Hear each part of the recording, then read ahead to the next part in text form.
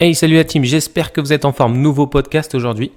Dans ce podcast, je vais vous parler de l'histoire d'un joueur à l'époque. Voilà, il y a vraiment très longtemps. Donc ce joueur, c'est sûr que vous ne le connaissez pas. Ou sauf si vous adorez l'histoire du tennis, vous le connaissez sûrement. Mais si tu t'intéresses pas spécialement à l'histoire du tennis ou un tout petit peu, ça m'étonnerait que tu le connaisses. Et l'histoire de ce joueur, elle est incroyable parce qu'en fait, il a eu la carrière la plus courte qui existe dans le tennis, et il a également créé un coup qui à l'époque n'existait pas et que de nos jours on utilise tous au moins une fois par match et encore plus qu'on a à l'extérieur. En fait, il a une carrière très très courte et il a gagné un grand tournoi, et en plus de ça il a créé un coup qu'on utilise encore maintenant et qu'on utilisera toujours, je pense. Et son histoire, elle est incroyable. Donc je vais te raconter un petit peu son histoire et comment il a impacté le tennis jusqu'à aujourd'hui. Son histoire, en fait, elle remonte, on repart dans les années 1880, exactement en 1878. Et en fait, cette personne, c'est un Anglais, et c'est là que sa carrière sportive, en fait, elle commence. Cet Anglais, il s'appelait Frank Haddo, et c'est l'histoire de sa carrière qui est la plus courte qui existe jusqu'à encore aujourd'hui, mais elle est incroyable. En fait, Frank Haddo, il est passionné de sport, mais il joue pas régulièrement au tennis. Il joue pendant les vacances, mais il s'entraîne pas régulièrement afin de devenir professionnel. Tu vois, c'est pas un acharné du tennis. Par contre, il profite de ses vacances, en fait, pour s'inscrire au tournoi de Wimbledon. À l'époque, tu pouvais t'inscrire comme ça parce que le tennis n'était pas aussi démocratisé et aussi professionnel que maintenant en 1878, tu l'imagines bien.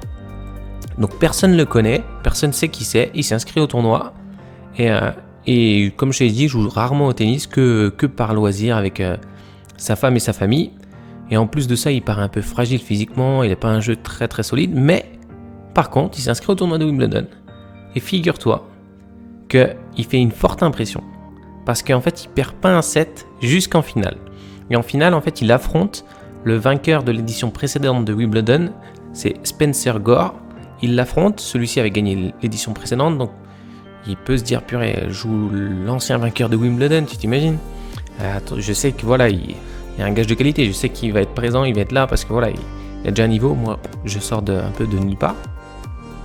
Et du coup, il a un peu la pression, il n'hésite pas à beaucoup monter au filet, il a une très bonne présence au filet, et son adversaire monte aussi du coup beaucoup au filet, et il trouve la parade en fait d'élever la balle par-dessus le volleyeur pour l'embêter, et du coup jouer par-dessus et lui fait faire des fautes ou de le repousser au fond.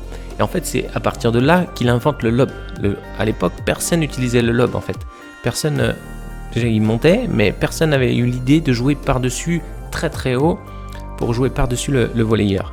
Et en fait, c'est lui qui a inventé le lob à partir de cette époque, le fait de jouer par-dessus son adversaire. Du coup, le match est très accroché. Et en fait, il gagne la finale de Wimbledon, il gagne 7-5, 6-1, 9-7, c'était en 3-7, encore à l'époque, comme les filles, mais avec 2 jeux d'écart au 3e set. Du coup, il gagne 7-5, 6-1, 9-7. Et du coup, tu te rends compte, il gagne Wimbledon sans avoir réellement voulu spécialement jouer au tennis, il s'est inscrit un petit peu par hasard, et il gagne Wimbledon. C'est un truc de dingue quand même. Et sans le savoir, en fait, il venait d'inventer le lob, il a joué, mais il avait trouvé cette solution efficace, mais il s'était pas dit « Ah, mais personne ne le fait, c'est quelque chose de nouveau. » En fait, il venait d'inventer le lob, les spectateurs sur le côté qui regardaient, purée, mais il fait des choses incroyables, il soulève la balle très très haut quand son adversaire monte au filet. Et c'est des choses qui étaient totalement nouvelles et qui ont un petit peu choqué un peu les spectateurs et les adversaires également. Et du coup, c'est à partir de là que le lob s'est créé, s'est mis en place dans le jeu, dans la globalité avec les adversaires, qui ont vu ce qu'il faisait et qui en ont parlé en tout cas. Donc là, c'est super intéressant. Et en fait, après sa victoire, il quitte Wimbledon, du coup, en étant champion du tournoi. Et en fait, il pose la raquette au placard et il joue plus du tout au tennis. Il arrêta sa carrière. En fait, il jouait par loisir. Il dit, je m'inscris à Wimbledon. Il gagne Wimbledon. Et après Wimbledon, il s'arrête. Sa carrière est terminée.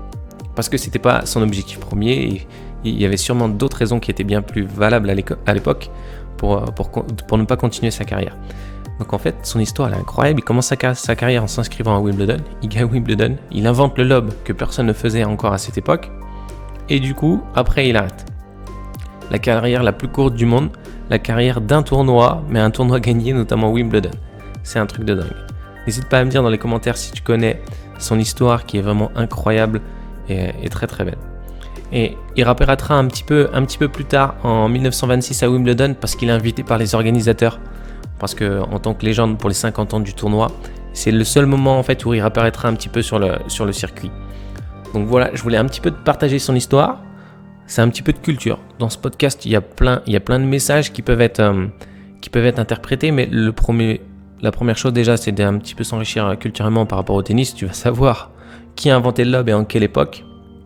Et le message qu'il faut retenir également, qui est un petit peu plus subtil dans son histoire, c'est que lui, il n'avait pas pour objectif de gagner Wimbledon dans un premier temps, c'est-à-dire s'entraîner à 100 000%. Mais par contre, il a compris, grâce à son regard un petit peu extérieur, parce qu'il n'était pas dedans, totalement tous les jours dans le tennis, dire j'ai inventé telle chose, j'ai inventé le lob, quel est le moyen le plus efficace pour que je l'embête parce qu'il monte beaucoup à la volée, jouer par-dessus. Je te demande pas d'inventer un coup, c'est pas ça. Mais en fait, il a compris comment agir dans la situation dans laquelle il était. Il affrontait un adversaire qui était très fort, qui avait plus l'habitude de jouer que lui. Par contre, lui, il s'est dit ok, je suis pas plus fort sur le terrain, par contre, je vais peut-être mieux analyser la situation parce que j'ai un regard un petit peu neuf, parce que je suis pas tous les jours dans le tennis, j'ai un petit peu un regard extérieur, un petit peu reculé, et il a trouvé cette solution. L'idée, c'est de comprendre, c'est pas d'inventer un nouveau coup, mais c'est quoi que tu fasses sur le terrain, n'importe quand tu joues, le matin, le soir, en fonction de la personne que tu joues, plus fort, moins fort que toi en termes de classement, peu importe. L'idée, c'est de comprendre la situation, de voir ce qu'il est possible de faire ici et maintenant. Est-ce que faut que je joue de telle manière pour optimiser mon jeu face à cette personne? Il faut que je joue de telle manière pour l'empêcher de bien jouer. Il faut que tu arrives à comprendre la situation. Une fois que tu auras compris la situation, tu pourras t'adapter et être le meilleur. Il y a une phrase que moi j'ai retenue en fait, pas par rapport à cette histoire, mais par rapport à ma formation. Voilà, là c'est une petite anecdote que je te donne, mais en fait, moi, par ma formation, quand je suis passé à l'UFR, en fait, en STAPS, j'ai fait jusqu'à mon master et j'ai eu un prof, mais pas du tout du monde du tennis. En fait, c'était un ancien prof de basket. Voilà, si j'ai des collègues qui écoutent, des amis qui étaient avec moi à l'UFR, ils vont se souvenir. Un ancien prof de basket qui était, l'ancienne époque. Mais super intéressant, en fait, parce qu'il venait du monde pro et super enrichissant. Certains ne l'aimaient pas, mais moi, je l'appréciais beaucoup. Et il a dit une phrase, lui, je m'en souviendrai toute ma vie. Il a dit, le joueur, en parlant du basket, mais il a dit, c'est valable dans tous les sports, le joueur, le coach, doit être prêt à s'adapter à tout moment. Parce que jamais quelque chose se passera comme prévu. Ça veut dire quoi? Ça veut dire que il disait, peu importe ce qui se passe, tu peux prévoir le meilleur plan sur tes feuilles, sur ta stratégie, ça se passera jamais comme ça. Et si tu n'es pas prêt à t'adapter, à être flexible, c'est pas possible. Tu pourras pas être bon. Donc faites preuve d'adaptation, peu importe ce qui se passe. Comprenez le moment présent, comprenez comment ça se passe et faites preuve d'adaptation en fonction de votre style de jeu, en fonction de l'adversaire. Si tu es capable de t'adapter, tu seras toujours bon parce que tu vas comprendre la situation et tu vas pas être un robot qui avance comme si rien ne se passait, comme si tout était pareil et rien ne se passait autour. Sois flexible si tu veux, c'est flexible, sois adaptable. Il faut vraiment que tu comprennes la situation et que tu l'optimises à bon escient pour toi, en fonction de la personne qui est en face de toi, en fonction du terrain, en fonction du vent, du soleil, en fonction de tout ce qui a, tous les éléments autour de toi qui vont te permettre de optimiser ton jeu, optimiser ton niveau pour être bon aujourd'hui. Même si aujourd'hui tu es moyennement bon, mais si tu arrives à quand même être moyennement bon alors que c'est un jour très difficile, les jours où ça sera un jour normal ou un jour où tu seras plutôt très bon, tu auras de très bonnes sensations, si tu arrives aussi à optimiser, tu seras vraiment excellent. C'est comme ça qu'il faut voir, avoir de la constance, de la flexibilité pour être adaptable. Voilà, j'espère que ce podcast t'a plu.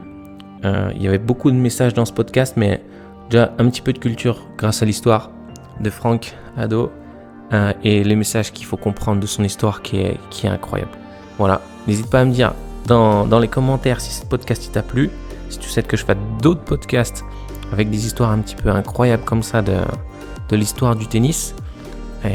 Et j'hésiterai pas à en faire. Je te dis à très vite et n'oublie pas que le meilleur des coachs c'est toi-même. Tu es ton propre coach. Ciao.